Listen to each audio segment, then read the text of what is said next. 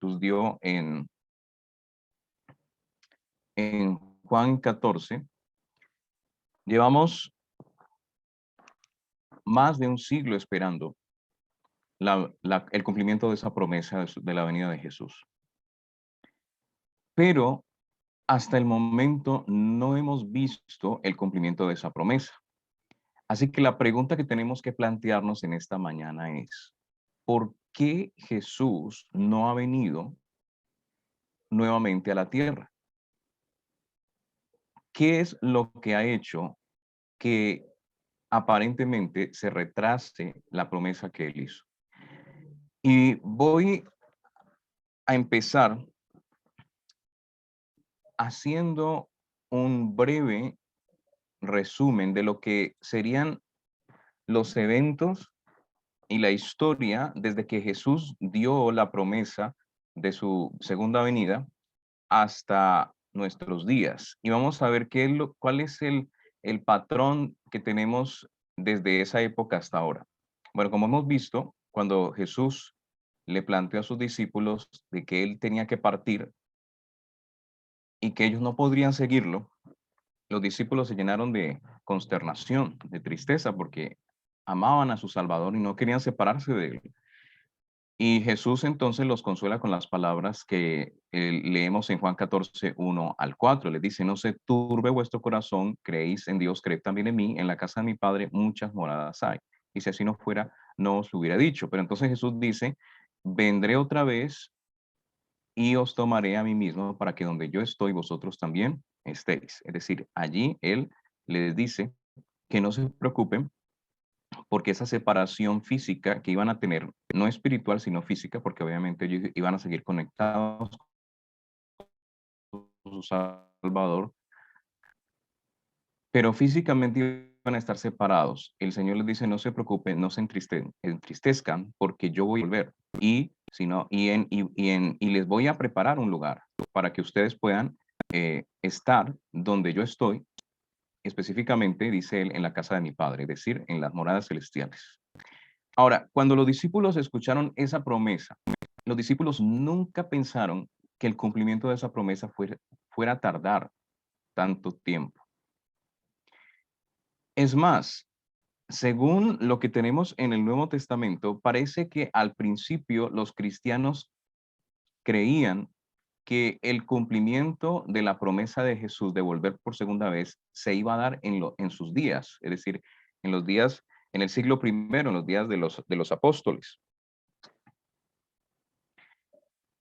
Y parece que incluso había personas que estaban enseñando que Jesús realmente iba a venir en los días de los apóstoles. Y es por eso que vemos que el apóstol Pablo, inspirado por el Espíritu Santo, tuvo que aclarar cierta confusión que se dio precisamente por el hecho de que algunas personas estaban diciendo, incluso parece que estaban hablando en nombre de los discípulos o diciendo esto como si fuera una revelación divina. Estaban diciendo que Cristo iba a venir en esos días, en el siglo primero, y Pablo tuvo que aclarar esa confusión. Y yo quiero que vayan conmigo en sus Biblias a la segunda carta a los tesalonicenses en el capítulo 2, donde Pablo aclara que en realidad la venida de Cristo no debía ser esperada tan pronto como muchos estaban creyendo. Noten lo que dice 2 Tesalonicenses, el capítulo 2, versículos del 1 al 4. Dice Pablo aquí, bueno, y sería útil aclarar también que este malentendido de que la venida de Cristo se iba a dar en los días de los apóstoles también parece haber sido suscitado por el hecho de que el mismo apóstol Pablo, en la primera carta a los tesalonicenses, en el capítulo 4, él había tocado el tema de la resurrección y de la venida de Jesús. Y él allí había utilizado unas expresiones que parecían dar a entender de que Pablo creía que Cristo iba a venir en ese momento, porque Pablo cuando habla de la resurrección, él dice porque el mismo Señor, con voz de mando, con voz de arcángel y con trompeta de Dios, descenderá del cielo y los muertos en Cristo resucitarán primero. Luego nosotros, los que vivimos, los que hayamos quedado, seremos arrebatados juntamente con ellos en las nubes para recibir al Señor. Es decir, con esto, Pablo daba por sentado de que, aparentemente, de que él iba a estar vivo cuando Cristo viniera e iba a ascender en las nubes cuando Cristo se llevara a su pueblo a la patria celestial. Pero en la segunda carta, él hace una aclaración. Y él dice lo siguiente, ahora sí vamos a leer 2 de Tesalonicenses 2:1 en adelante. Dice, pero con respecto a la venida de nuestro Señor Jesucristo, ¿no? Va a tocar el tema de la venida de Cristo. Entonces él dice aquí, y nuestra reunión con él, os rogamos, hermanos, que no os dejéis mover fácilmente de vuestro modo de pensar, ni os conturbéis, ni por espíritu, ni por palabra, ni por carta como si fuera nuestra, en el sentido de que el día del Señor está cerca. Es decir, el apóstol les está diciendo, no se dejen engañar pensando de que Cristo ya está cerca, porque todavía, Pablo les va a explicar a continuación, todavía faltan ciertos eventos que deben ocurrir para que podamos entonces esperar con prontitud la venida de Jesús. Y eso es lo que les explica en el versículo 3. Miren lo que dice aquí a Cristo, sin que antes venga la apostasía y se manifiesta el hombre de pecado, el hijo de perdición, el cual se opone y se levanta contra todo lo que se llama Dios o es objeto de culto, tanto que se sienta en el templo de Dios como Dios, haciéndose pasar por Dios. Es decir, que Pablo aquí les dice claramente entonces que la venida de Cristo no debía ser esperada de manera pronta o el cumplimiento de esta promesa no debería ser esperado tan pronto hasta que no se cumpliera esta palabra profética que Pablo les está aludiendo aquí. Él está diciendo, Cristo no puede venir todavía porque aún no se ha levantado la apostasía y el hombre de pecado no ha venido. Ahora, nosotros sabemos a qué se está refiriendo Pablo allí. Pablo está hablando del levantamiento de aquel poder apóstata que señalaban las profecías de Daniel. Ustedes recuerdan que Daniel capítulo 7, Daniel capítulo 8, hablan de un poder que se levantaría después de la fragmentación del Imperio Romano y que tendría un periodo largo en el que se sentaría para dominar la iglesia cristiana de esa época y que pisotearía la verdad. Esa es la gran apostasía a la que Pablo se está refiriendo. Este poder utilizaría el poder político para imponer falsas doctrinas, para perseguir al pueblo de Dios. Y Pablo está diciendo, bien, hasta que esto no se cumpla, no podemos esperar que Cristo venga.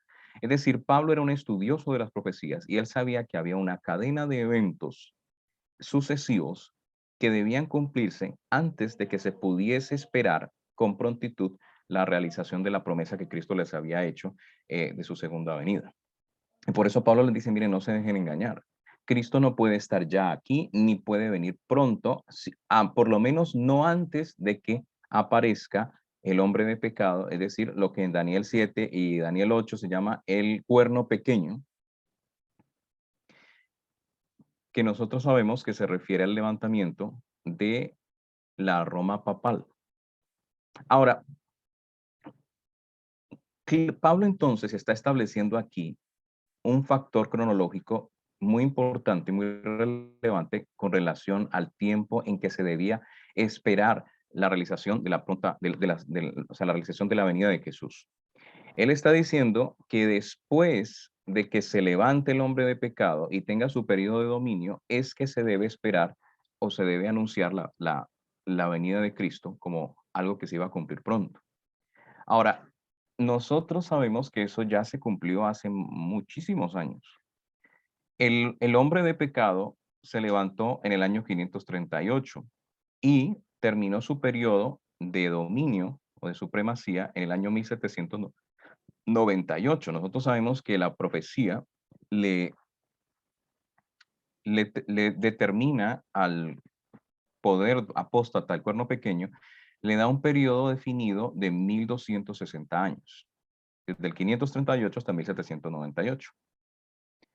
Ahora, en 1798 terminó ese largo periodo de supremacía papal. Y es después de ese año 1798 que nosotros deberíamos de esperar que se anunciara la venida de Cristo como un evento que iba a ocurrir pronto, es decir, en poco tiempo. Ahora, es muy interesante porque la sierva de Dios confirma esto en el libro El conflicto de los siglos. Ella presenta claramente que el año 1798 es el año que marca la transición hacia el tiempo del fin, hacia lo que la profecía de Daniel llamaba el tiempo del fin, que es el tiempo en que se iban a esperar el cumplimiento de las diferentes profecías escatológicas, incluyendo la venida de Cristo. En el conflicto de los siglos, la sierva de Dios dice lo siguiente, dice, solo después de que se haya producido la gran apostasía y se haya cumplido el largo periodo del reinado del hombre de pecado, podemos esperar el advenimiento de nuestro Señor. ¿Notaron eso? O sea, ya está reafirmando lo que Pablo dice en 2 Tesalonicenses 2, que solo después de que se hubiese producido la gran apostasía y se cumpla el largo periodo del reinado del hombre de pecado, que ya hemos dicho que es de 1260 años, del 538 hasta 1798, eso es algo que como adventistas tenemos bastante claro. Ella dice aquí que solamente después de eso podemos esperar el advenimiento de nuestro Señor. Y ella sigue diciendo, el hombre de pecado, que también es llamado misterio de iniquidad, hijo de perdición, y el inicuo, representa al papado, el cual, como está predicho en las profecías, conservaría su supremacía durante 1260 años. Este periodo, ahora escuchen bien, este periodo terminó en 1798. La venida del Señor no podía verificarse antes de dicha fecha. San Pablo abarca con su aviso toda la dispensación cristiana hasta el año 1798. Solo después de esta fecha, es decir, 1798, debía ser proclamado el mensaje de la segunda venida de Cristo. Pero desde 1798 el libro de Daniel ha sido desellado, el conocimiento de las profecías ha aumentado y muchos han proclamado el solemne mensaje del juicio cercano. Es decir, que la proclamación de la cercanía de la venida de Cristo no podía ser dada antes de 1798. Solamente después de 1798 era que se debía proclamar que Cristo venía pronto. Por eso Pablo les indicó en la segunda carta a los tesalonicenses, a estas personas que estaban diciendo que la venida de Cristo estaba cerca, incluso parece por el texto griego como si diera a entender que habían algunos que estaban diciendo que Cristo ya estaba presente, tal vez de una manera espiritual, porque en el griego dice que en el griego no dice que la venida del Señor está cerca, sino que dice que la venida del Señor está presente, dice. Es decir, ellos estaban dando a entender que Cristo estaba presente en sus días o que por lo menos estaba muy cerca en sus días. Pero Pablo dice no, porque todavía hay una serie de eventos que se deben desencadenar y después de estos eventos claves es que se debe esperar y se debe proclamar el mensaje de la segunda venida de Cristo. Ahora, es interesante porque precisamente después de 1798, fue la terminación de la gran apostasía papal de 1260 años, es que, como leímos también en la cita del conflicto de los siglos, o como les leí, dice que el libro de Daniel es desellado, es decir, ahora la comprensión de las profecías que tenían que ver con el tiempo del fin, especialmente la profecía de los 2300 tardes y mañanas, es ahora algo accesible a la mente de los mortales. Y las personas empiezan a estudiar con mucho más ahínco y mucha más profundidad estas profecías y empiezan a entender estas profecías de manera progresiva.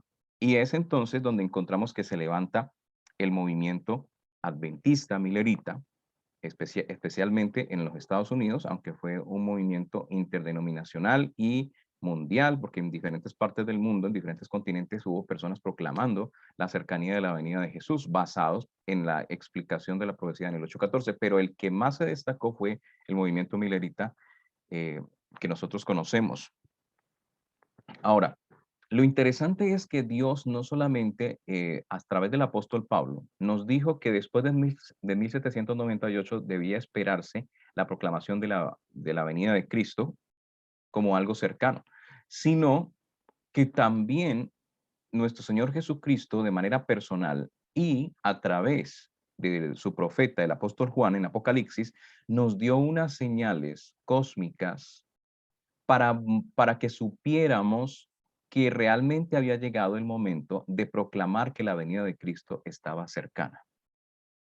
¿Cuáles son esas señales cósmicas? Bueno, las encontramos, por ejemplo, en Apocalipsis 6, 12 al 17, que no lo vamos a leer, pero ustedes saben que allí se encuentra el sexto sello y allí se habla de unas señales cósmicas en el sol, la luna y las estrellas que iban a ocurrir antes de que Cristo viniera. Esas mismas señales fueron proclamadas por Jesús en su sermón de los olivos, el sermón sobre los eventos finales en Mateo 24 y también en Marcos 13. Ahora, esas señales, ¿cuáles fueron? En primer lugar, en Mateo Jesús habla de el sol oscurecido y la luna como sangre. Va a leerlo aquí, que abran sus Biblias en Mateo el capítulo 24 para que ustedes vean eso. Mateo 24, vamos a leer versículo 29. Dice, e inmediatamente después de la tribulación de aquellos días el sol se oscurecerá, y está el oscurecimiento del sol. Y después dice, y la luna no dará su resplandor, está hablando de un eclipse, y las estrellas caerán del cielo, un eclipse de luna y un eclipse de sol. Entonces dice aquí, y las estrellas caerán del cielo y las potencias de los cielos serán conmovidas. Bueno, este es otro grupo de señales que van a ocurrir en el futuro. Hay que entender esto. Algunos confunden estas señales y piensan que las señales del sol, la luna, que vamos a ver que esto ya se cumplió, se van a volver a repetir. Dice, en realidad no es que se repitan, sino que aquí se habla de dos diferentes grupos de señales cósmicas. El versículo 29 primero habla de estas señales que se iban a cumplir inmediatamente después de la tribulación.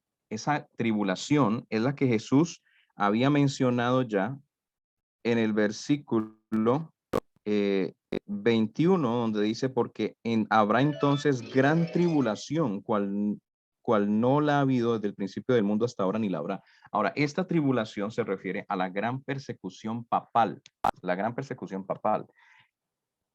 Es decir, está hablando de la persecución que se iba a llevar a cabo dentro del periodo de los 1260 días o 1260 años. Esa persecución es mencionada aquí y dice que cuando terminara esa persecución, es más, Jesús ya nos había dicho que esa persecución no iba a durar durante todo el periodo completo de los 1260 años, sino que iba a terminar antes. Porque Jesús dice aquí en el versículo 22 de Mateo 24, después de decir que iba a haber esa gran tribulación que iba a traer las persecuciones papales, en el versículo 22 dice, y si aquellos días no fuesen acortados, es decir, los días de persecución no fuesen acortados, nadie sería salvo, más por causa de los escogidos aquellos días serán acortados. Es decir, que la persecución que iba a desencadenar Roma papal no iba a extenderse todo el periodo de los 1260 años, sino que Dios iba a permitir que terminara o concluyera antes de que expirara el periodo de los 1260 años. Y lo que iba a anunciar que esa persecución había terminado y también anunciar el hecho de que el mensaje de la venida de Cristo debía ser predicado, eran una serie de señales que estaban proclamando precisamente eso, que Cristo iba a venir pronto. Bien lo que dice la sierva de Dios en cuanto a este asunto.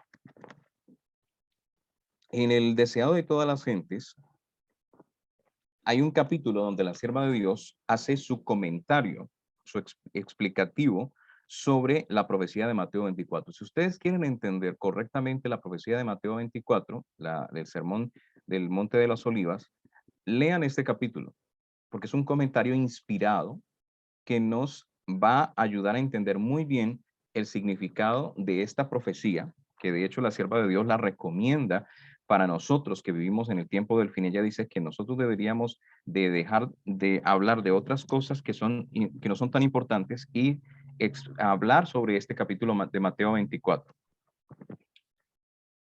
La sierva de Dios dice aquí lo siguiente. En la página 585 del Deseado de todas las gentes, ella habla sobre estas señales que les he mencionado y que hemos leído en Mateo 24-29 y también se encuentran en el sexto sello. Miren algo interesante, ¿no? En Mateo 24, estas señales vienen inmediatamente después de la gran persecución papal. Pero en el sexto sello también aparecen las mismas señales y lo interesante es que también vienen después de la persecución papal, porque el quinto y el cuarto sello hablan sobre esta persecución. Recuerden que el quinto sello tiene que ver con las almas de los que habían sido perseguidos en el tiempo de la Roma papal y que habían sido muertos por causa de su testimonio. Y entonces esas almas en el quinto sello están clamando para que Dios haga justicia.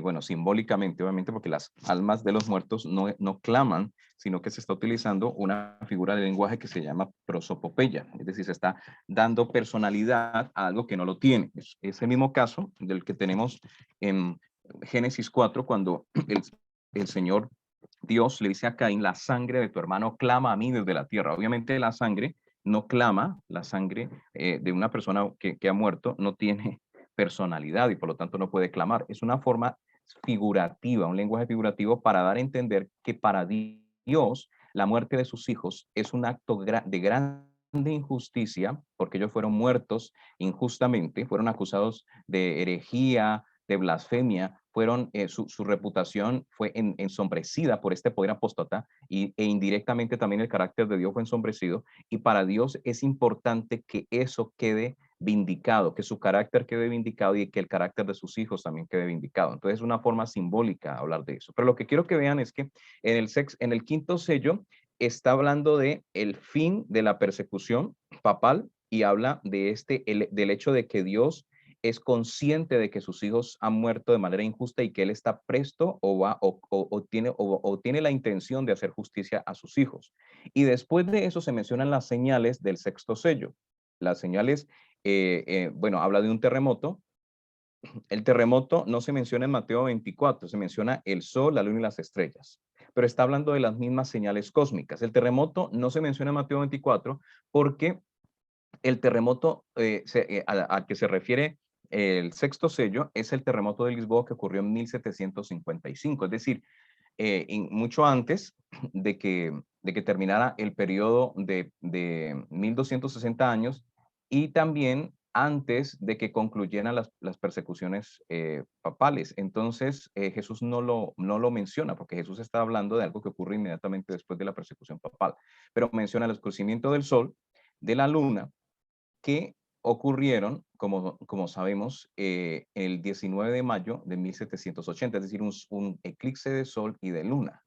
Algunos piensan que son señales diferentes porque en Mateo 24 dice que la luna se oscurece y en Mateo en Apocalipsis 6, el sexto sello, dice que la luna se pone roja como sangre, pero está hablando de lo mismo, son sencillamente descripciones, o sea, varía el lenguaje, pero el sentido es el mismo, porque está hablando de un eclipse lunar y cuando ocurren estos eclipses lunares, claro, la luna no brilla con su esplendor, pero pero se pone, o sea, tiene un resplandor opaco y rojizo.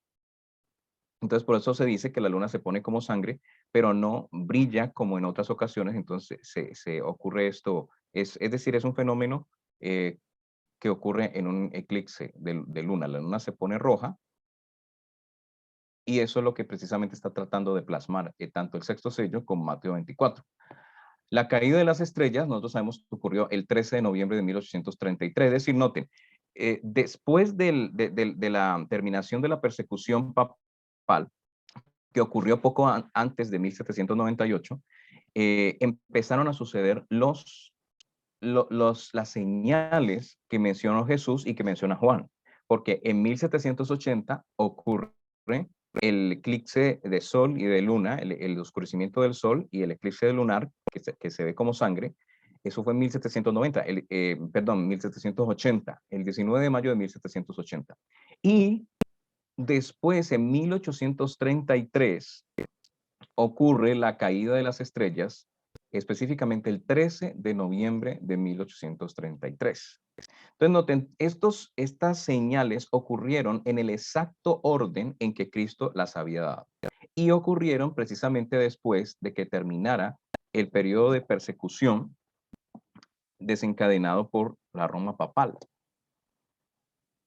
Ahora, eso quiere decir que después de 1798 y después de la última de las señales, la caída de las estrellas, que fue en 1833, se debía esperar que la gente proclamara la pronta venida de Cristo.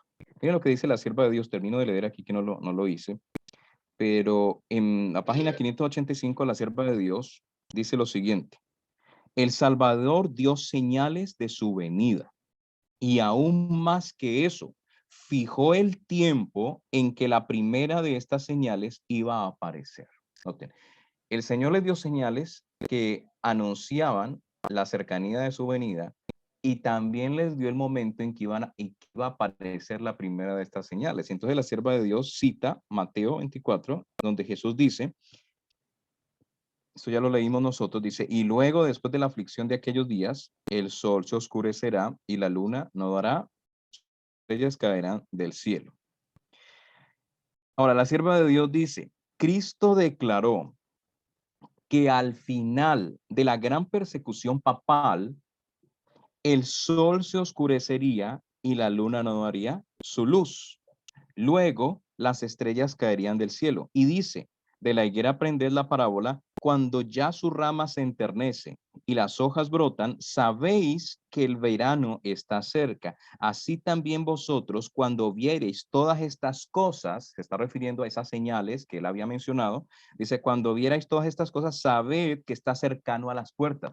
Es decir, Jesús nos está diciendo a los discípulos, y el Espíritu de Profecía aquí nos lo está confirmando, que cuando terminara la persecución papal, poco antes de 1798, iban a ocurrir una serie de señales cósmicas. El sol se iba a oscurecer, lo que ocurrió efectivamente en 19 de mayo de 1780, y después la luna iba a sufrir un eclipse en la cual se iba a poner roja.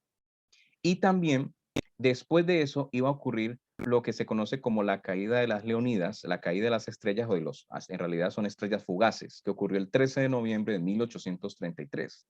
Y según lo que Jesús dice, cuando vieran, las personas que vieran estas señales, sabrían que estas señales estarían anunciando la cercanía de la venida de Jesús. Es por eso que después de que ocurrieron estas señales, el movimiento adventista, milerita, cogió mucha más fuerza, porque la gente empezaba a ver estas señales y esto daba fuerza a la predicación de que Cristo iba a venir pronto. Recuerden que los mileritas interpretaron la profecía de Daniel 8:14, las 2300 tardes y mañanas o 2300 años, como terminando en 1844. Miren, esto es poco después de 1833. El problema es que ellos entendieron correctamente los cálculos, pero incorrectamente el evento al que señalaba la profecía. La profecía señalaba a la purificación del santuario o al juicio investigador que comenzó en 1844 y que debía ser un periodo más bien corto, porque según esto, la venida de Cristo debía esperarse de manera cercana después de que estas señales se dieran. Pero noten, estas señales de las que estamos hablando aquí ya ocurrieron hace muchísimos años. Imagínense, 1780, 1833.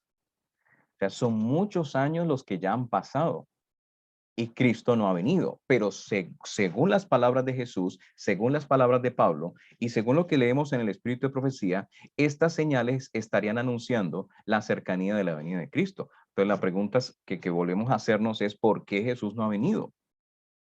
Ahora, después de 1844, ustedes saben que ocurrió el Gran Chasco, pero los adventistas, el grupo adventista del séptimo día, empezaron a estudiar más profundamente la carta a los hebreos, que es lo que estamos estudiando en la escuela sabática, el libro de Apocalipsis, el libro de Levítico, y se dieron cuenta que en realidad el evento que ellos habían propuesto para la culminación de los 2300 años era errado, no el cálculo, porque los cálculos eran perfectos, eran precisos, tal cual Dios los había designado, pero el evento al que ellos señalaron era equivocado porque tenían una presuposición errónea. Ellos pensaban que la purificación del santuario se refería a la purificación del planeta Tierra por fuego, cuando en realidad el santuario se refiere es al recinto sagrado en el que Dios mora en el cielo. Es decir, que la obra que se iba a empezar a realizar en el 22 de octubre de 1844 no tenía que ver con algo aquí en la tierra, sino con algo en el cielo, un evento celestial que involucraría una obra de juicio y de purificación de los pecados del pueblo. Y eso precisamente fue lo que ocurrió. Y el pueblo adventista empezó a proclamar que Cristo había empezado el último acto en favor de la humanidad en el segundo departamento del santuario celestial, el lugar santísimo, y que pronto, cuando terminara ese juicio, vendría en las nubes de los cielos. Ahora, ya han pasado muchos años después de 1844. La iglesia adventista ha estado predicando por más de 176 años que Cristo viene pronto y no ha aparecido. De tiempo en tiempo ocurren eventos que llaman la atención de los adventistas y la gente empieza a decir, bueno, Cristo ya va a venir, van a ocurrir los eventos plasmados en las profecías de Apocalipsis 13, de Apocalipsis 12, Apocalipsis 14. Por ejemplo, en el año 2000 ocurrió algo interesante, fue esa famosa crisis que hubo, donde se pensaba que cuando hubiese el cambio de siglo, iba a haber una distorsión en las computadoras, lo que se llama el Y2K o Y2K, y que eso iba a causar una crisis terrible y la gente esperaba que eso trajese una cantidad de acontecimientos que se describen en las profecías y esperaban el fin del mundo.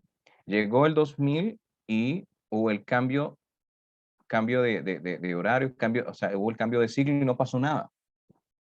Después se volvió a hablar del fin del mundo en el 2012, porque según algunos, las profecías maya y de Nostradamus y no sé quién más, hablaban de que Cristo iba a venir en esa fecha o los secularistas o escépticos, bueno, las personas que no creen en la religión hablaban del fin del mundo. Pero ¿qué ocurrió? Llegó el 2012 y no ocurrió el fin del mundo, no vino Cristo. Algunos también han estado especulando sobre la visita que tuvo el Papa algunos años atrás a los Estados Unidos, que supuestamente pocos años después iba a venir Cristo, la ley dominical se iba a imponer, el juicio de los vivos iba a empezar, una cantidad de elucubraciones, de especulaciones y alarmismo, y finalmente tampoco ocurrió nada. Hasta el día de hoy no ha venido Cristo. Ahora, con el asunto de la crisis que se ha presentado por causa de la pandemia que anunció la OMS en el 2020, la gente nuevamente ha pensado que esto ya es la señal del fin del mundo.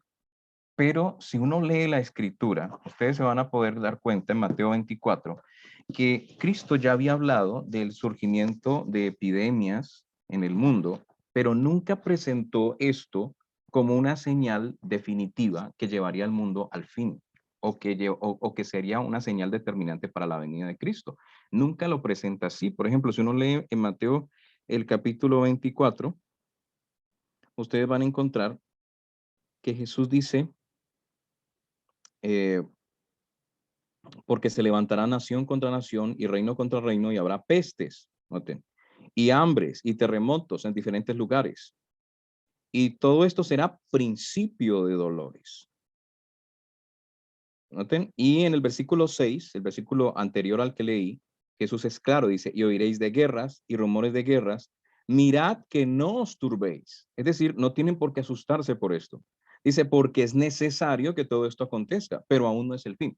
Es decir, Jesús menciona esto de las guerras, de los conflictos, de los terremotos, de este tipo de cosas y de las pestes como algo que iba a ocurrir de manera, o sea, de manera prácticamente cíclica en el mundo después de su partida, pero que no debería constituir una señal determinante de la venida de Cristo. Las señales que él propuso para mostrar su cercanía son las señales en el sol y la luna y las estrellas, y esas ya se cumplieron hace mucho tiempo. Él nunca menciona el asunto de las pestes como algo que determina que ya llegue el fin. Ahora, volviendo a la pregunta central del tema. Bueno, si ya, según hemos visto, han ocurrido los eventos que marcan la cercanía de la venida de Cristo. Ya hemos visto que en la época de los apóstoles no se podía predicar que Cristo venía pronto porque todavía no se había levantado el hombre de pecado, es decir, el Roma papal no se había levantado, no se había cumplido el periodo de persecución papal y no habían ocurrido todavía las señales del sol, la luna y las estrellas, por lo tanto no se podía predicar. Pero, ¿por qué hoy en día no se ha cumplido la promesa todavía si ya todas esas señales se cumplieron? Es más, Jesús en Mateo 24 dice que cuando se vean esas señales, sepamos que nuestra redención está cerca y que la venida está pronta. Pero esas señales ocurrieron hace siglos, siglos. Entonces la pregunta es, ¿por qué no ha venido Jesús? ¿Será que hay un factor que no estamos teniendo en cuenta? Miren, cuando uno pregunta, ¿por qué Cristo no ha venido? Muchos adventistas creen que esto se debe a que todavía no se ha proclamado la famosísima ley dominical. Porque como adventistas nosotros hablamos mucho de las leyes dominicales desde hace muchos años. Las leyes dominicales son precisamente estos elementos escatológicos que nosotros derivamos de nuestro estudio de Apocalipsis 13, específicamente relacionados con la marca de la bestia. Y nosotros pensamos que, o bueno, nosotros, ya no me incluyo porque como les voy a compartir, no creo ya que esto sea así. Pero, es decir, no estoy diciendo que no vaya a haber la Biblia dominical, ¿no? No me malinterprete. Lo que estoy diciendo es que lo que determina la cercanía de la venida de Cristo no son estos eventos geopolíticos de los que tanto nos gusta hablar. No es el progreso del papado en su conquista del mundo, ni del protestantismo apóstata, no es el asunto de una ley dominical, por muy cerca que pensemos que esté para ser impuesta, no es eso lo que nos ayuda a entender la proximidad de la venida de Cristo o lo que determina la proximidad de la venida de Cristo. Porque si eso fuera así, pues pienso yo, bueno, ni siquiera es el asunto de las epidemias o pandemias, como le queramos llamar, no es eso lo que determina la cercanía de la venida de Cristo. Hay un factor importantísimo que por mucho tiempo hemos pasado por alto. Es más, algunos incluso lo niegan, pero que la escritura y el espíritu de profecía lo presentan de manera muy clara. ¿Cuál es ese factor?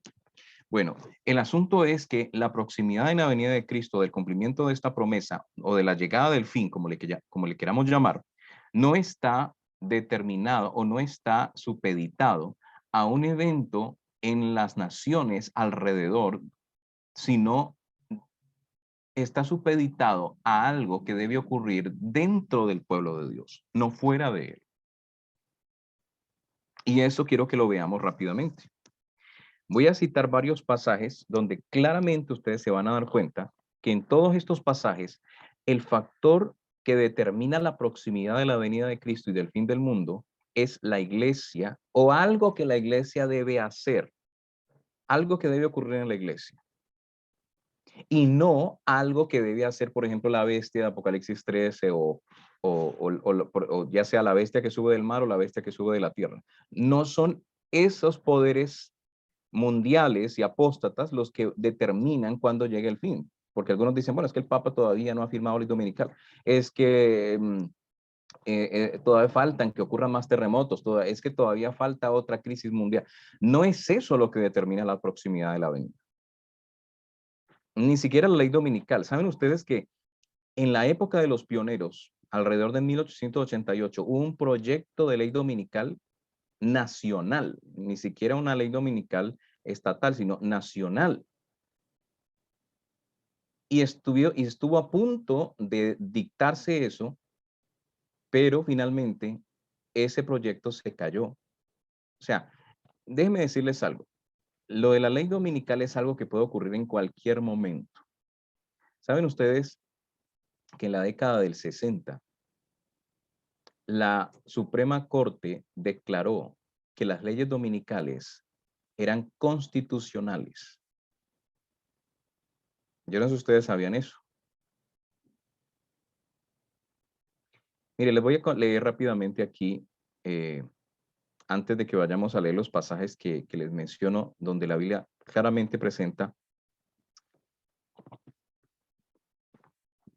la obra de la iglesia como un factor importantísimo en la determinación de la cercanía de la venida de Cristo.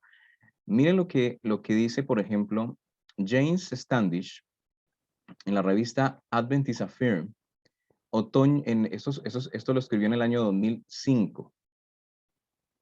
Miren lo que él comenta aquí, que es un dato muy interesante. Para aquellos que creen que la venida de Cristo no ocurre porque las leyes dominicales no se han dado o no se podrían dar. Algunas personas piensan que no, es que la ley dominical no se puede dar porque eso va en contra de la primera enmienda y entonces la Constitución no permite que se den. Entonces ellos piensan que se tiene que derogar la Constitución para poder imponer la ley dominical y como eso no se ha dado, entonces por eso no ha venido Cristo. No es así. Miren lo que dice este abogado adventista. Dice, en 1961, la Corte Suprema decidió dos casos que cuestionaban la constitucionalidad de las leyes de cierre del domingo, o sea, leyes dominicales. ¿Qué fue lo que decidió la Suprema Corte en cuanto a la constitucionalidad de las leyes dominicales? Miren lo que dice. La Corte realizó un extenso análisis de los orígenes y la naturaleza de las leyes dominicales en el momento de los dos casos. Es decir, hubo casos, parecen en esa época, se activaron ciertas leyes dominicales en algunos estados, no era una ley nacional, sino en algunos estados, y hubo personas que fueron traídas a juicio por causa de transgredir estas leyes dominicales, y entonces la Corte Suprema tuvo que tomar cartas en el asunto y determinar si esas leyes eran constitucionales o no, porque se estaba diciendo que no lo eran. Entonces, miren lo que ocurrió. La Corte realizó un extenso análisis de los orígenes y la naturaleza de las leyes dominicales en el momento de los casos. Reconoció, escuchen bien, que las leyes dominicales tienen un origen religioso, citando varias leyes estatales y coloniales que contenían referencias al Día del Señor, prohibiciones en contra de profanar el sábado y otro lenguaje religioso similar. Es decir, ellos reconocen que las leyes dominicales tienen un origen religioso. Y claro, la Constitución prohíbe que se impongan leyes religiosas. Pero miren lo que sigue diciendo aquí.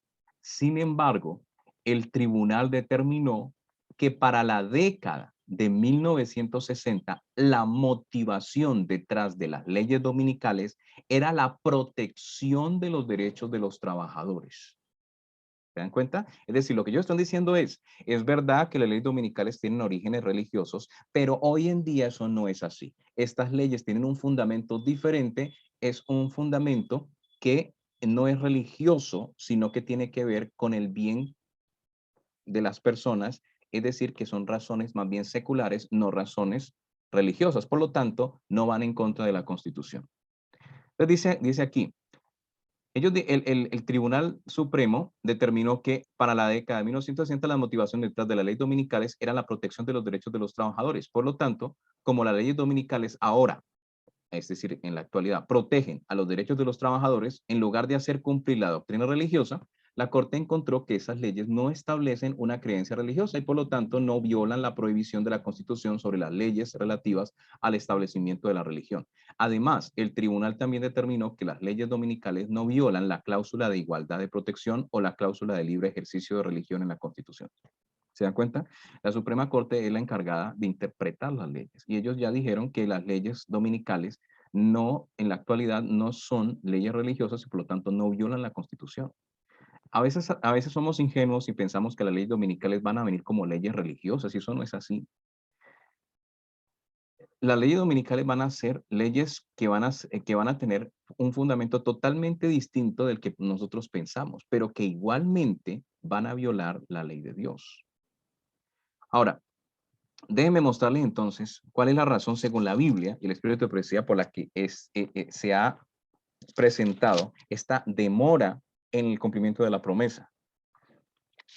Hay muchos pasajes, los voy a mencionar rápidamente. Por ejemplo, en Apocalipsis 19 se compara a la iglesia con una esposa, bueno, también la Nueva Jerusalén, pero se dice que a su esposa o a su novia se le ha concedido que se vista de lino fino.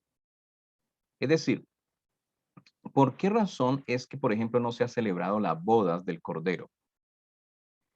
Las bodas del Cordero representan el acto de que Cristo reciba el reino de gloria, y reciba la representación de ese reino que es la Nueva Jerusalén. Ahora, ¿por qué es que no se ha dado eso? No es porque no se ha puesto la ley dominical, no es porque no haya terminado una pandemia o porque falten no sé cuántas epidemias más por venir. No es porque falten más terremotos, no es eso.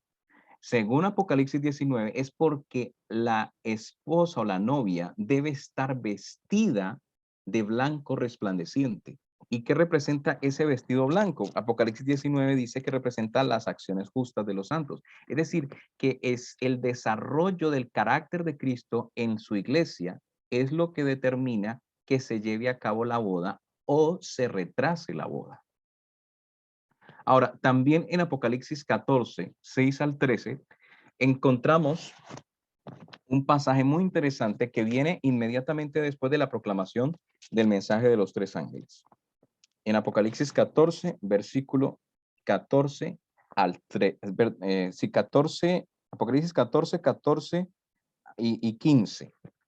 Esto es un evento que viene después del cierre de gracia, porque es después de que se ha proclamado el último mensaje de Dios al mundo, que es el mensaje de los tres ángeles. En el versículo 14 dice, miré y aquí una nube blanca, y sobre la nube uno sentado semejante al Hijo del Hombre, que tenía en la cabeza una corona de oro y en la mano una hoz aguda. Este obviamente es Jesús. Pero ahora noten, este evento, por lo menos el versículo 14, nosotros lo tenemos que ubicar después del cierre de gracia y antes de que Cristo efectúe su venida. ¿Por qué sabemos eso? Bueno, porque en el versículo 15 dice, y del templo salió otro ángel clamando a gran voz al que estaba sentado sobre la nube. Mete tu hoz y ciega, porque la hora de cegar ha llegado, pues la mies de la tierra está madura. Noten, en este momento Jesús, o sea, en este momento que hay gracia, Jesús está ¿dónde? Está en el santuario celeste, está en el templo, específicamente en el lugar santísimo. Pero este pasaje nos dice que cuando Jesús se siente en esa nube blanca, Jesús ya no está en el templo. Porque el texto dice que el ángel, o hay un ángel aquí, que sale del templo para poder comunicarle el mensaje al Hijo del Hombre que está sentado en la nube y decirle, mira, ha llegado la hora de cegar. Ahora, mi pregunta es, si Jesús estuviera en este momento de Apocalipsis, o sea, al momento al que se refiere Apocalipsis 14, 14, si Jesús estuviera en el templo, ¿qué necesidad habría de que el ángel saliera del templo para poderle comunicar a Jesús que ya había llegado la hora de cegar? Obviamente no habría necesidad, pero el hecho de que diga que el ángel sale del templo, tiene que salir del templo para hablar con Jesús y comunicarle que ya es la hora de cegar, significa que Jesús no está en el templo en este momento que menciona aquí la profecía de Apocalipsis 14, versículo 14. Por lo tanto, si Jesús ya no está en el templo, eso quiere decir que su obra sacerdotal ya terminó y por lo tanto el tiempo de gracia se cerró. Es decir, que este es un evento que ocurre después del cierre del tiempo de gracia. Ahora, noten entonces que Jesús, después de que ya ha terminado su obra, está sentado en esta nube y está esperando, porque no dice que esté moviéndose, no dice que está viniendo en la nube, como en otros pasajes, sino que dice que está sentado. ¿Qué está esperando? Bueno, que llegue la orden o la información que este ángel le va a traer. Dice aquí, y del templo salió otro ángel, clamando a gran voz al que estaba sentado sobre la nube. Mete tu hoz y ciega, porque la hora de cegar ha llegado, pues la mies de la tierra está madura. Ahora yo pregunto, el acto de cegar la tierra, la mies de la tierra, ¿qué representa? Bueno, representa precisamente el acto de Cristo venir a este mundo para llevar a su pueblo al reino celestial, es decir, representa la venida de Cristo. Eso lo vemos claramente, por ejemplo, en la parábola del trigo y la cizaña. Allí se habla de que el Señor y el agricultor de las tierras, ahí dice claramente que la siega es el fin del mundo, dice. Y que el acto de cegar la mies representa el hecho de que Cristo enviará a sus ángeles para recoger a sus escogidos de los 4 ángulos de la tierra, o sea, todo el mundo, y llevarlos al granero celestial, es decir, al cielo, a la casa del Padre, como lo prometió en Juan 14. Entonces, aquí está hablando de la venida de Cristo cuando habla de la hora de cegar. Pero mi pregunta es, según este pasaje de Apocalipsis 14, versículo 15, ¿qué es lo que determina que llegue la hora de cegar la tierra? O sea, que llegue la venida de Jesús. ¿Qué es lo que hace que Cristo deba meter la hoz y cegar? El texto es muy claro. El texto dice, porque la hora de cegar ha llegado, pues la mies de la tierra está madura. Es decir, lo que determina la llegada de la siega o de la cosecha, que representaría la venida de Cristo, no es un evento fuera de la iglesia, no es lo que haga el papado, no es lo que haga Estados Unidos, no es lo que haga la OMS, ni ningún tipo de entidad geopolítica mundial o apóstata. No son los terremotos, no son las plagas, no son las epidemias que pueda haber, sino que es algo que ocurre dentro de la iglesia. Aquí dice que la mies debe estar madura para que Cristo pueda venir. ¿Y qué es la mies? Nosotros somos la mies. Jesús dijo que la buena simiente son los hijos de Dios. La iglesia es la simiente, la mies. Y para que Cristo pueda venir por nosotros, dice aquí que debemos alcanzar un grado de madurez espiritual para que Cristo pueda decir, bueno, ha llegado la hora de cegar, ha llegado el momento de ir por estas personas. Interesante, ¿no? Nuevamente, el factor determinante en este versículo no es algún evento político y externo a la iglesia, sino que es un evento dentro de la iglesia, el desarrollo del carácter de Cristo en la iglesia. Lo mismo que vimos en Apocalipsis 19, que es lo que hace que llegue la boda, el momento en que Cristo reciba el reino, que la iglesia o que su pueblo esté revestido de la justicia de Cristo. Es el manto blanco resplandeciente. Pero hay más. En el mismo Mateo 24, versículo 14, encontramos que Jesús dice las siguientes palabras. Dice esto en Mateo 24, 14. Dice, y será predicado este evangelio del reino en todo el mundo para testimonio a todas las naciones. Y entonces vendrá el fin. Interesante. Aquí dice que el evangelio debe ser predicado a todo el mundo por testimonio y que eso es lo que va a traer ¿qué cosa? El fin. Porque dice, y entonces vendrá el fin. Ahora, mi pregunta es, ¿quiénes son los encargados de hacer esta obra de predicar el evangelio por testimonio a todas las naciones? ¿No es acaso la iglesia? ¿O eso es algo que va a hacer el papado? ¿O eso es algo que va a hacer los Estados Unidos? Obviamente, los que deben predicar el mensaje son los escogidos, la iglesia remanente del tiempo del fin, nosotros. Y dice que cuando nosotros cumplamos esta función que Dios nos ha delegado de predicar este evangelio, y se refiere obviamente al evangelio del mensaje de los 3 ángeles, el evangelio eterno que se menciona en Apocalipsis 14, 6 al 13, cuando cumplamos esa misión por testimonio a las naciones, entonces va a venir ¿qué cosa? El fin. Noten que Cristo no dice, cuando vean una pandemia vendrá el fin, o cuando vean guerras vendrá el fin. No, dice todo lo contrario. Dice, cuando vean estas guerras, cuando vean estas pestes, cuando vean, entonces no se asusten. No tienen por qué asustarse, porque esto no es el fin, es el principio de dolores. Pero en cambio Jesús, para hablar del fin, lo relaciona es con algo que la iglesia debería hacer, y es la predicación del evangelio a todas las naciones. Miren lo que dice el Espíritu de Profecía sobre este pasaje de Mateo 24, versículo 14. Nuevamente voy a volver a leer acá en el deseado de todas las gentes este comentario inspirado, donde la sierva de Dios nos explica qué significa esto. La sierva de Dios nos dice que este pasaje se aplica primariamente a algo que iba a ocurrir en relación con la destrucción de Jerusalén, pero también nos explica que eso también se va a repetir, es decir, estos eventos históricos se van a dar en relación con la venida de Cristo. Miren lo que dice ella acá. En la profecía referente a la destrucción de Jerusalén, Cristo dijo, y por haberse multiplicado la maldad, el amor de muchos se enfriará. Mas el que perseverare hasta el fin, este será salvo. Y será predicado este evangelio del reino en todo el mundo por testimonio a todos los gentiles, y entonces vendrá el fin. Entonces, mira lo que dice la sierva de Dios. Dice, esta profecía volverá a cumplirse.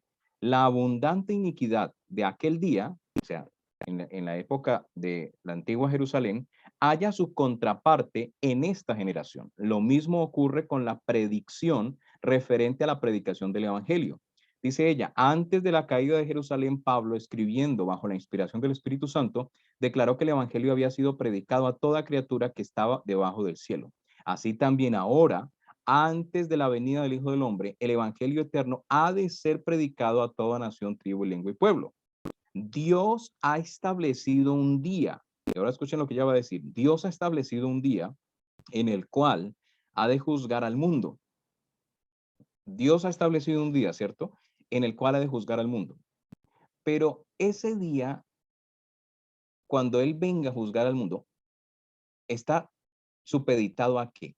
O sea, es una fecha que Dios pone de manera unilateral, es decir, Él dice, tal día vengo, y el que esté bien, bien, el que esté preparado bien y el que no, no, o no dependen en absoluto de nada de lo que el ser humano pueda decidir, pues parece que no es tan así, porque noten lo que dice el Espíritu de Profecía.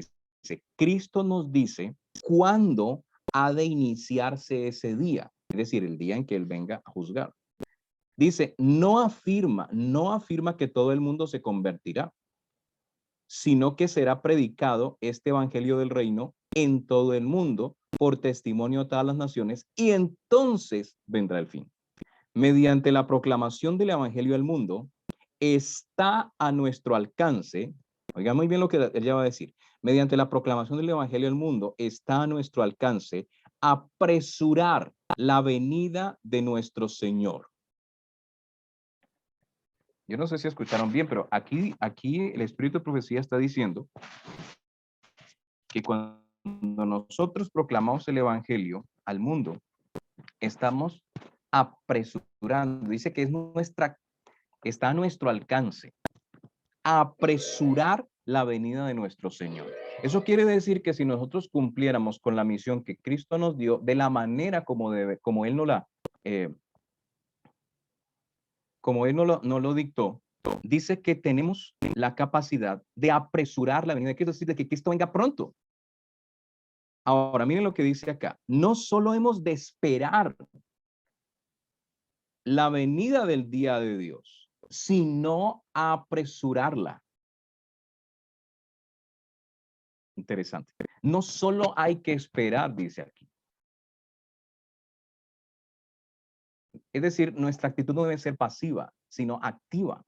La iglesia debe estar cumpliendo la misión, porque en el cumplimiento de la misión estamos efectuando estamos efectuando el papel que Dios nos dio, y eso va a hacer que el mundo entero pueda madurar, ya sea para salvación o para perdición, y de esa manera Cristo va a poder venir a cosechar, porque el mensaje y la vida del remanente es lo que va a determinar estos hechos. No es lo que haga el papado, no es lo que haga Estados Unidos, no es lo que haga alguna entidad geopolítica mundial, no es el nuevo orden mundial, es la iglesia de Cristo en la tierra cumpliendo los mandatos de Dios de predicar el evangelio y de desarrollar el carácter de Cristo en nuestras vidas. Claro, esas dos cosas no pueden separarse, porque de nada me sirve predicar el evangelio si yo no vivo ese evangelio y no desarrollo el fruto del Espíritu Santo, que es el carácter de Cristo. Ahora, termino aquí esta cita del deseado. Eso está en la página 587. Dice, no solo hemos de esperar la venida del día de Dios, sino apresurarla. Si la iglesia, escuchen bien, si la iglesia de Cristo hubiese hecho su obra como el Señor le ordenaba, todo el mundo habría sido ya amonestado y el Señor Jesús habría venido a nuestra tierra con poder y grande gloria. Interesante. Ella está diciendo aquí entonces que si nosotros hubiésemos cumplido correctamente con la misión que Dios nos dio, Cristo ya habría venido. Es decir, no estaríamos ya en este planeta. Ahora, déjeme terminar con eso. Bueno, con este versículo va a terminar de la Biblia con esta última cita, pero les voy a leer para finalizar algunas citas del Espíritu de Profecía, antes de terminar ya el tema completo. Hay una última cita que es la que la hermana White está aludiendo allí o está citando en la cita del deseado que les acabo de leer. Noten que ella dijo que mediante la proclamación del Evangelio no solamente está a nuestra disposición esperar, sino apresurar la venida del día de Dios. Esas palabras no son realmente de la hermana White, sino que son palabras extraídas de la segunda carta de Pedro. En segunda de Pedro, el capítulo 3, nosotros encontramos estas palabras precisamente en relación con el evento de la venida de Cristo. En segunda de Pedro, el capítulo 3, Pedro viene hablando precisamente de algo que iba a ocurrir en nuestros días y que ya estaba ocurriendo incluso en sus días. Y es que iban a venir personas burlándose del mensaje, diciendo, miren, ¿cuánto hace que ustedes están predicando que Cristo viene, que el fin del mundo, que se va a acabar? Y no ha pasado nada, las cosas siguen igual que siempre. Y eso es algo que nos han dicho siempre, ¿no? Las personas dicen, bueno, ustedes siempre hablan de que miren esta guerra por aquí, que el terremoto de no sé qué, y mantienen hablando de estas señales, que supuestamente ya viene el fin, y eso siempre ha habido. Imagínense, si nosotros habláramos hoy en día de las señales en el sol, la luna y las estrellas, que anunciaban que Cristo iba a venir pronto, esas señales ya no causan impacto en la mayoría de las personas hoy en día, porque imagínense, son eventos que ocurrieron hace muchísimos años atrás. ¿Y, ¿Y cuál es el problema? El problema es con Dios. O sea, ¿Dios es el que no ha cumplido o somos nosotros? Yo quiero que veamos que la responsabilidad por la tardanza no es de Dios. Si hubiera sido por parte de Dios, ya hubiese venido. Porque Dios anhela llevar a sus hijos al cielo, pero por su misericordia, porque sabe que no estamos preparados. La mayoría del pueblo de Dios no está preparada para lo que viene. Y Él quiere que ojalá todos puedan ser salvos, por lo menos la mayor cantidad de personas que se puedan salvar. Dios ama a los pecadores, aunque odie el pecado. Y Él quiere hacer todo lo posible para que la mayor cantidad de personas puedan ser alcanzadas por el maravilloso mensaje de la salvación. Y esa responsabilidad nos las ha dado a nosotros, nos ha dado un gran privilegio de tener un mensaje poderoso, un mensaje maravilloso que está incrustado en el corazón del mensaje de los tres ángeles, que es el mensaje de la justificación por la fe, que debemos predicar de la manera como Dios nos lo ha presentado en las Escrituras y en el espíritu de profecía. Miren lo que dice segunda de Pedro, el capítulo 3, versículos 9. Vale, el primer versículo 9 y después va a saltar al versículo 11. Dice, el Señor no retarda su promesa, es decir, no es Dios el que la retarda, según algunos la tienen por tardanza, sino que es paciente para con nosotros, no queriendo que ninguno perezca, sino que todos procedan al arrepentimiento. ¿Ven? El propósito de Dios con esta demora no es porque Él no cumpla sus promesas, sino por misericordia para con la humanidad, para con nosotros.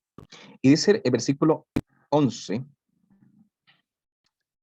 dice, puesto que todas estas cosas han de ser desechas, ¿cómo no debéis vosotros, está hablando a la iglesia, vosotros, porque esta carta se la escribe a creyentes, cristianos, dice, ¿cómo, o sea, siendo que el mundo va a llegar a su fin y van a ser destruidas las cosas, dice, ¿cómo no debéis vosotros, la iglesia, andar en santa y piadosa manera de vivir? Noten que aquí está involucrada la vida y el carácter de la iglesia. No solo sus creencias, sino también la vida de la iglesia. Dice, ¿cómo no debemos andar en santa y piadosa manera de vivir? Ahora, ¿qué relación tiene la vida del cristiano con la cercanía de la venida de Cristo o el cumplimiento de la promesa que Dios nos hizo?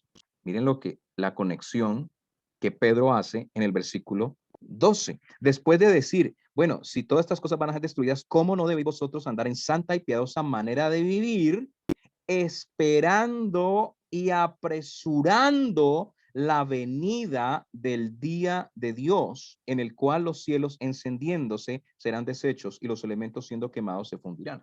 Posiblemente muchos de ustedes tengan la versión Reina Valera del 60, que lamentablemente no hace aquí una buena traducción e interpretación del pasaje, porque en la versión Reina Valera dice algo así como esperando y apresurándoos para la venida del día de Dios. Es decir, que los tenemos que apresurar somos nosotros, pero en realidad el texto no está hablando de eso. Lo que está diciendo es que con nuestra santa y piadosa manera de vivir, nosotros estamos esperando, pero también estamos apresurando la venida. Es decir, el sujeto de estos dos verbos, esperar y apresurar, no es la iglesia, sino la venida. Es decir, nosotros estamos esperando la venida y estamos apresurando la venida. Es decir, ambas cosas, esperando y apresurando la venida de nuestro Señor. ¿Cómo? Con nuestra santa y piadosa manera de vivir. Es decir, que nuevamente Pedro aquí nos está diciendo que el factor vital, central e importante que traerá la cercanía de la venida no es ningún evento en la política mundial, no es el terremoto, no es la pandemia, la próxima pandemia o lo que vaya a ocurrir, sino precisamente el factor determinante es algo que debe ocurrir dentro de los límites de la iglesia de Dios.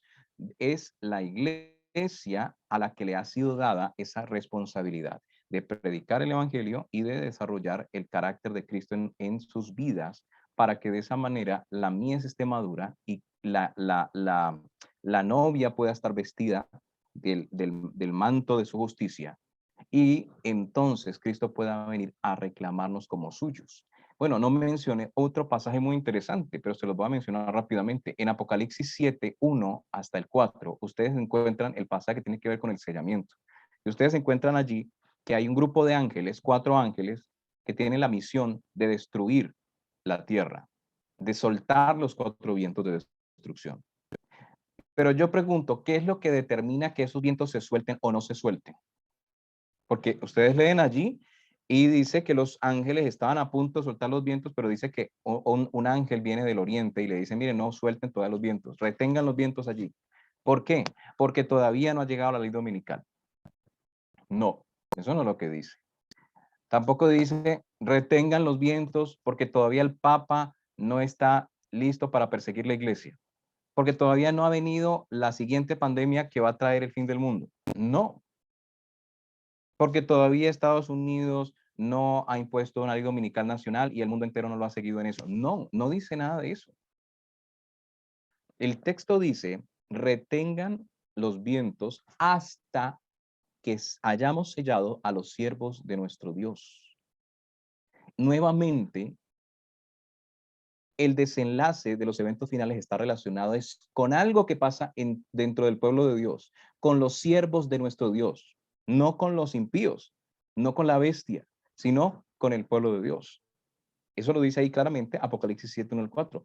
Ellos son, o nosotros somos, los que con nuestra piadosa y santa manera de vivir y con nuestra proclamación del evangelio, los que vamos a determinar si la venida es cercana o no. Y alguien dirá, pero ¿cómo así? O sea que este hecho hace entonces que Dios no tenga control de la situación. O sea, Dios no es el que establece, sino nosotros.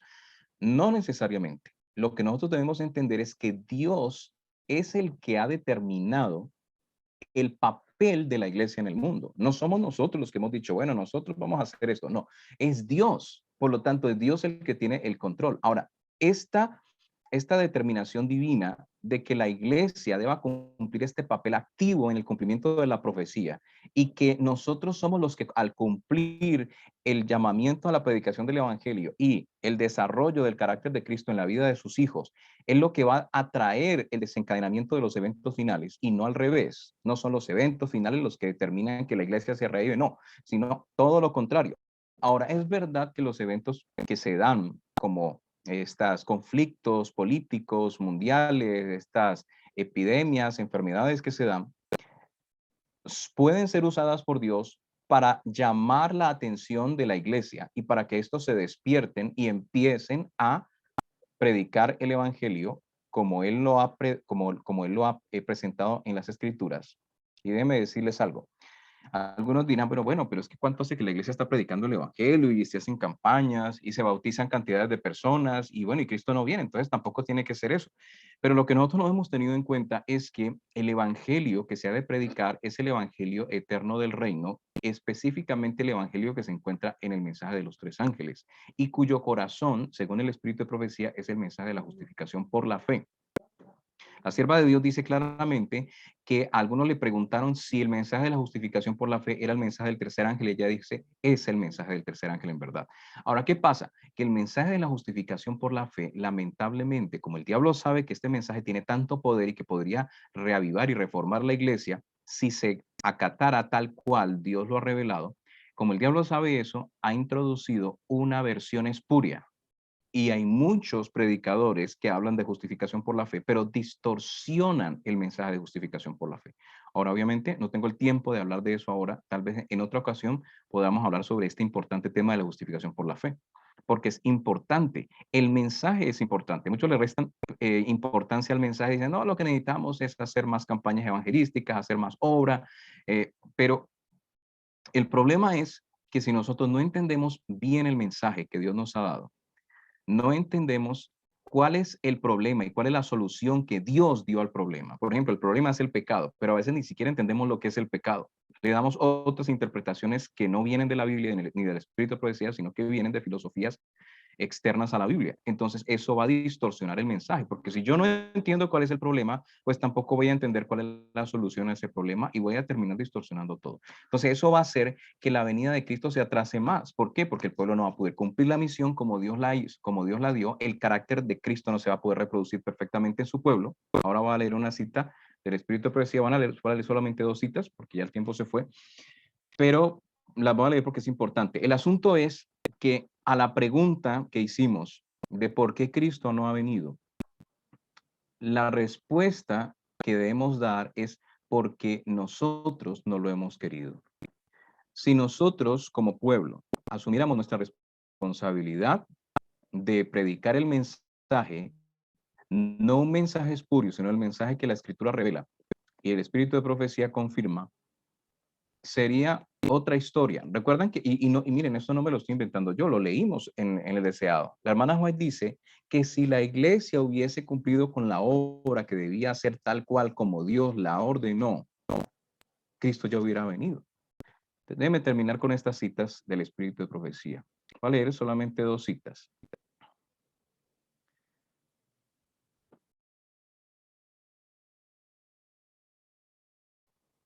Dice, esto fue escrito en 1883. Dice así, los ángeles de Dios en sus mensajes dados a los hombres representan el tiempo como algo muy corto. Y es verdad, así siempre en la Biblia, cuando nosotros leemos en Apocalipsis, dice, porque el día está cerca, porque el día de Jehová está cercano. O sea, siempre se presenta de manera, o sea, el tiempo corto. Ahora dice ella, así es como siempre me ha sido presentado. Es decir, a la hermana White también se le presenta el tiempo como algo corto. Y entonces ella dice, es cierto que el tiempo ha sido más largo de lo que habíamos esperado en los primeros días del mensaje. Nuestro Salvador no apareció tan pronto como lo esperábamos, pero ¿ha faltado la promesa de Dios? ¿Ha fallado Dios? Dice ella, nunca. Debería recordarse, ahora escuchen bien lo que ella va a decir, debería recordarse que las promesas y amenazas de Dios son igualmente condicionales. ¿Notaron eso? Las promesas y amenazas de Dios son igualmente condicionales. Es decir, que ella está diciendo que la promesa de la venida de Cristo puede, aunque es parte de profecías apocalípticas y escatológicas, está condicionada a ciertos factores. Ya hemos visto cuáles son los factores, pues, pero la hermana Juega acá lo va a explicar. Miren lo que ella dice. Dios ha encomendado a su pueblo. Noten que ella habla de el pueblo de Dios, la iglesia. Dice, Dios ha encomendado a su pueblo una obra que debe terminarse en la tierra. El mensaje del tercer ángel debía predicarse. las mentes de los creyentes debían dirigirse hacia el santuario celestial, donde Cristo había entrado para realizar expiación para su pueblo. Y esa obra de expiación implica una transformación del pueblo, porque eso es algo que hemos olvidado. Pensamos que la expiación es algo, no sé, mágico, que ocurre fuera de nosotros y que no tiene nada que ver con nosotros, que es simplemente Cristo allá borrando nombres y borrando pecados en el cielo, pero que no tiene ningún efecto en la vida del cristiano, y eso no es así. Miren lo que dice ella: había que llevar adelante la reforma del día de reposo. Ese es un factor. Y entonces dice ella, la brecha abierta en la ley de Dios debía ser reparada. Nosotros deberíamos de predicar y debemos seguir haciéndolo, el mensaje de la reforma en la observancia del sábado y mostrándole a la gente que el sábado es el día del Señor y que es el sello en la ley. Pero miren lo que más involucra esto, esta obra que tenemos que hacer. Dice, el mensaje debía proclamarse en alta voz para que todos los habitantes de la tierra pudieran recibir la advertencia. El pueblo de Dios, miren lo que dice aquí, no solamente proclamar el mensaje, no solamente hablar del sábado, no solamente restaurar el sello de la ley que fue quitado, el sello del sábado, sino que dice ella, el pueblo de Dios debía purificar sus almas mediante la obediencia a la verdad y estar preparado para presentarse delante de él sin mancha en el momento de su venida. Interesante, ¿no? Es decir, que esta obra que Dios le encomendó al pueblo que debía terminar para que él pudiese venir pronto, es una obra que involucra la purificación de nuestros pecados, no solo de manera legal en un libro en el cielo, sino también de manera real en la vida del cristiano. Y dice que debíamos presentarnos a través de la obediencia a la verdad, obviamente esta obediencia impulsada por el poder de Cristo. Miren que aquí es muy importante entender también el asunto de la naturaleza de Cristo, un tema que la iglesia no tiene claro todavía, porque ni siquiera tenemos una posición unificada, y ustedes lo saben. Y ahora, con el estudio de la escuela sabática, han surgido mucha controversia con este asunto de la naturaleza humana de Cristo. Porque si Cristo, algunos creen que es imposible que el cristiano pueda vivir una vida tan santa y pura como la que Cristo vivió en la tierra. Dicen que solamente Cristo la vivió y que él lo único que hace es, de manera legal, imputarla, pero que nadie puede llegar realmente a vivir ese tipo de vida porque, dicen ellos, somos pecadores por nacimiento. Entonces hay una distorsión. Porque si yo digo que no puedo vencer el pecado, ni siquiera por el poder de Dios que obró también en Jesús, entonces eso va a hacer que la obra de purificación que según este pasaje que estoy leyendo la iglesia debe cumplir, pues no se va a dar, se va a seguir dilatando porque la gente va a decir, no, pues que Dios no me exige que purifique mi alma de todo pecado y que tengo que obedecer la verdad. No, eso no es así porque al fin y al cabo Dios sabe que yo soy pecador por naturaleza, que al fin y al cabo Dios sabe que yo no puedo vencer porque tengo una naturaleza pecaminosa que nunca me va a dejar vencer. Jesús tomó una naturaleza humana, pero perfecta, dice. O sea, una naturaleza humana como la de Adán antes de la caída. Entonces es imposible la victoria. Entonces eso hace que esto que estoy leyendo aquí, que dice que el pueblo de Dios debía purificar sus almas mediante la obediencia a la verdad y estar preparado para presentarse delante de él sin mancha en el momento de su venida, hace que esas ideas que están pululando hoy en día, hacen que esto no se pueda cumplir. Y precisamente es esto, es decir, el hecho de que la iglesia no ha cumplido con su misión ni ha purificado sus almas mediante la obediencia a la verdad es lo que hace que la venida de Cristo se retrase. No es la ley dominical, no es el asunto de las pandemias, ni de los terremotos, ni de nada de eso. Es un asunto que tiene que ver con la intimidad del pueblo de Dios. Es algo que ocurre dentro del pueblo de Dios. Miren lo que dice la sierva de Dios. Si los adventistas, note, si los adventistas, no el papado, no los Estados Unidos, no Biden o Donald Trump, algunos han dicho que Donald Trump es el que va a poner la ley dominical y están diciendo que como él está diciendo que se va a lanzar otra vez a la presidencia en unos años, entonces que él va a poner la ley dominical y que por eso es que Cristo no ha venido, porque todavía falta que Donald Trump ponga la ley dominical. No, no depende de ningún presidente, ni que el presidente sea demócrata o que sea republicano, nada de eso tiene que ver. Dice ella, si los adventistas, somos nosotros los responsables de la demora. No ellos, no los impíos, no Dios, nosotros. Dice, si los adventistas, después del gran chasco de 1844, se hubieran aferrado a su fe y hubieran ido unidos en pos de la providencia de Dios que abría el camino, y si hubieran recibido el mensaje del tercer ángel. Mire, ni siquiera, a veces nosotros pensamos, pero es que nosotros ya sabemos el mensaje del tercer ángel. Hay mucha gente que me dice, pero Pedro, estamos cansados de predicar el mensaje del tercer ángel. No es cierto, porque el espíritu de profecía no está mintiendo, no lo hemos recibido. Recibirlo no es, ni siquiera es saberlo intelectualmente, porque tal vez muchos lo sabemos de manera intelectual, pero recibir el mensaje del tercer ángel es vivir de acuerdo a lo que ese mensaje me está llamando a hacer. Y es que yo, como acabamos de leer acá, debemos de predicarlo y vivirlo, es decir, purificando nuestras almas a través de la obediencia a la verdad que nos ha sido revelada. Dice, y si lo hubieran proclamado al mundo, es decir, el mensaje del tercer ángel, tienen que recibirlo en el corazón, en la vida, y si lo hubieran proclamado al mundo con el poder del Espíritu Santo, habrían visto la salvación de Dios. El Señor hubiera obrado con poder mediante sus esfuerzos, la obra se habría terminado, noten, y Cristo habría venido para recibir a su pueblo y darle su recompensa. Está muy claro entonces, mis hermanos, que la respuesta a la pregunta por qué se ha tardado la venida de Cristo, por qué no se ha cumplido la promesa, es porque sencillamente nosotros no hemos querido que se cumpla, porque no hemos cumplido la misión ni hemos desarrollado el carácter que Dios quiere que hagamos, no por nuestros propios esfuerzos, sino por el poder que obró también en Jesús, porque Jesús no solamente es nuestro sustituto, sino nuestro ejemplo, aunque algunos lo están negando. Dice la sierva de Dios, y termino con esta partecita, dice, pero en el periodo de duda e incertidumbre que siguió después del chasco, muchos de los creyentes adventistas perdieron su fe, se introdujeron disensiones y divisiones, como las hay hoy en día en cantidad. Por escrito y verbalmente, la mayoría se opuso a los pocos que, guiados por la providencia de Dios, recibieron la reforma del sábado y comenzaron a proclamar el mensaje del tercer ángel. Es decir, estamos en la misma condición que estaba la gente en esta época, imagínense. Porque hoy en día también hay oposición, también hay divisiones en la iglesia sobre muchos temas, y muchos de esos temas importantes y cruciales, aunque también hay temas que no son tan importantes, pero hay divisiones por doquier. La iglesia ni siquiera está unida.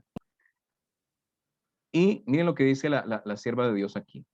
Dice, en esta forma la obra fue estorbada y el mundo quedó en tinieblas. Si todo el cuerpo adventista se hubiera unido en torno a los mandamientos de Dios y la fe de Jesús, cuán ampliamente diferente habría sido nuestra historia. No era la voluntad de Dios que se demorara así la venida de Cristo.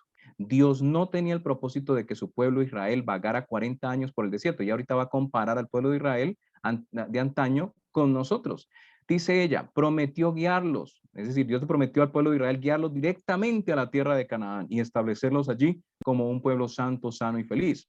Pero no pudieron entrar. ¿Por qué? Dice Hebreos 3:19, a causa de incredulidad. No porque Dios no lo quisiera, sino porque ellos no quisieron. Fueron incrédulos a la promesa. Dice, durante 40 años la incredulidad, la murmuración, la rebelión impidieron la entrada del antiguo Israel en la tierra de Canaán. Los mismos pecados han demorado la entrada del moderno Israel en la Canaán celestial. En ninguno de los dos casos faltaron las promesas de Dios. Fue la incredulidad, la mundanalidad, la falta de consagración y las contiendas entre el profeso pueblo de Dios lo que nos ha mantenido en este mundo de pecado y tristeza tantos años. Es demasiado claro, mis hermanos, lo que acabo de leer. No le echemos más la culpa a los poderes impíos del mundo, ni a las pandemias, ni a lo que sea que esté fuera de la iglesia. La responsabilidad es nuestra, es mía, es tuya. Nosotros somos los responsables de que el mundo no haya sido amonestado aún con el verdadero mensaje del evangelio, un evangelio de poder y victoria y de esperanza, no un evangelio de complacencia y de pecado. Y finalmente, termino con esta cita que es muy, muy interesante y que reafirma todo lo que he dicho y lo que hemos leído. Dice la sierva de Dios, es una cita que ustedes posiblemente conozcan muy bien, está en Palabras de Vida del Gran Maestro, página 47. La hermana Joy está explicando aquí la parábola de la semilla. Y ella dice lo siguiente, ¿qué es lo que representa esa parábola y qué lección tiene para nosotros? Miren lo que ella dice aquí. Esto lo escribió ella en el año 1900. Palabras de Vida, página 47. Dice, Cristo espera. O sea, ¿qué es lo que está esperando Jesús? ¿Por qué no ha venido? por qué hay esta demora? Dice ella, Cristo espera con un deseo anhelante la manifestación de sí mismo en su iglesia. ¿Qué es lo que espera con un deseo anhelante? La manifestación de sí mismo en su iglesia. Ahora, ¿qué significa eso? Bueno, ella lo amplía más en la siguiente frase. Dice, cuando el carácter de Cristo sea perfectamente reproducido en su pueblo, no dice que a medias, sino perfectamente reproducido en su pueblo, entonces vendrá Él para reclamarlos como suyos. Esta es una cita demasiado fuerte, porque está implicando que la razón por la que Cristo no ha venido y por la que aún Él está esperando es porque nosotros no hemos permitido que Él se manifieste en nosotros. No hemos permitido que el carácter de Cristo sea perfectamente reproducido en nosotros. Y miren lo que ella termina diciendo aquí. Dice, todo cristiano tiene la oportunidad, y aún la tenemos, hermanos, porque aún hay tiempo de gracia. Aún Jesús está intercediendo en el santuario. Dice, todo cristiano tiene la oportunidad no solo de esperar, sino de apresurar la venida de nuestro Señor Jesucristo. Entonces, mis hermanos, el llamado de Dios en esta mañana es a que afrontemos nuestra responsabilidad, no solamente individual, sino también como pueblo, de no haber cumplido la misión, de haber fracasado, como lo hizo el pueblo de Israel a causa de nuestra incredulidad, nuestra murmuración, nuestra mundanalidad. Y es por eso que Cristo no ha podido venir. Esa es la realidad. Y hay muchas citas que podría seguir leyendo aquí, pero obviamente ya el tiempo se fue y creo que quedó más que claro este asunto. Nuestra gran responsabilidad sigue delante de nosotros, nuestra misión está allí y debemos cumplirla. Hay muchas cosas obviamente que tenemos que entender y estudiar, pero este mensaje es solamente para incentivarlos a que estudiemos más este mensaje maravilloso del tercer ángel, el mensaje de la justificación por la fe, y que esto nos lleve entonces a cumplir con el propósito de Dios en nuestras vidas, que es, como acabo de leer aquí, que Cristo sea plenamente manifestado en nuestras vidas, que el carácter de Cristo sea perfectamente reproducido en su pueblo, para que Él pueda entonces venir porque esta mies está madura y podamos entonces ser llevados al reino celestial y este mundo de pecado termine para siempre. Que Dios me los bendiga, que Dios los guarde y que podamos entonces en un día no muy lejano, dependiendo de cómo sea nuestra actitud. Ahora, déjenme decirles algo. Dios Dios sabe cuándo esto se va a cumplir, porque Dios es omnisciente. Él sabe en qué momento la iglesia cumplirá la misión y es en ese sentido que Él tiene un día establecido. Porque alguien puede estar pensando, bueno, si Dios tiene un día establecido, pero al mismo tiempo dice que eso depende de algo que ocurra dentro de la iglesia y que no ha pasado, entonces, ¿cómo es eso? Bueno, porque Dios sabe en qué momento su pueblo va a estar listo. Ahora, nosotros no lo sabemos. Y es por eso que no nos podemos dormir. Porque ¿quién quita que se cumpla esto y yo, por pensar que no se ha cumplido, siga en la complacencia propia y siga apartándome de los caminos de Dios? Simplemente quedaré fuera del camino de Dios y quedaré fuera del remanente y me uniré a los poderes del mal. Pero por eso nosotros ahora, de manera individual, debemos empezar a utilizar todas las herramientas que Dios nos ha dejado para construir este carácter que Dios quiere que construyamos, que es el carácter de Cristo. Dios nos ha dejado ese modelo. Por eso es que la humanidad de Cristo es tan importante y por eso la hermana Juan dice que es todo para nosotros y deberíamos estudiarla y pues lamentablemente estamos divididos en cuanto a ese tema y esto en lugar de causar unidad y causar eh, una transformación en el carácter de la iglesia se ha prestado, lamentablemente, no por causa del tema en sí, porque el tema es maravilloso y muchos lo han experimentado. Cuando se estudia este tema con sinceridad de corazón y con el deseo de obedecer la verdad y tal cual está revelado en la Biblia y en el Espíritu de profecía, produce santificación, produce ese amor, produce esa unidad, pero cuando se introducen los deseos mundanales, cuando queremos hacer nuestra voluntad y no la voluntad de Dios, cuando queremos saber más, incluso a veces que los profetas de Dios, ahí es donde vienen las divisiones y los problemas. Entonces, mis hermanos, la invitación es a que no, eh, eh, no dejemos pasar las oportunidades que Dios nos da. eh, Pidámosle perdón por lo que hemos hecho, por lo que hemos hecho mal, y tengamos en cuenta que aunque somos hasta el momento personas llenas de defectos y de problemas y de pecados, porque debemos reconocer nuestras debilidades, también tenemos que reconocer que donde abunda el pecado, sobreabunda la gracia. Y que la gracia es mucho más poderosa que el pecado. Así que nadie tiene excusa, eh, por lo menos no podemos excusarnos en nuestras debilidades para no cumplir con la voluntad de Dios, porque Él ha dado todo de sí. Y cuando Dios da todo, es realmente algo impresionante, porque Dios es omnipotente. Es decir, que si nosotros no hemos cumplido con lo que Dios nos ha mandado, no es por causa de que Dios sea débil para cumplir sus promesas, sino porque nosotros no hemos querido aferrarnos a ese poder que Él nos da para poder cumplir esa voluntad que él nos ha revelado.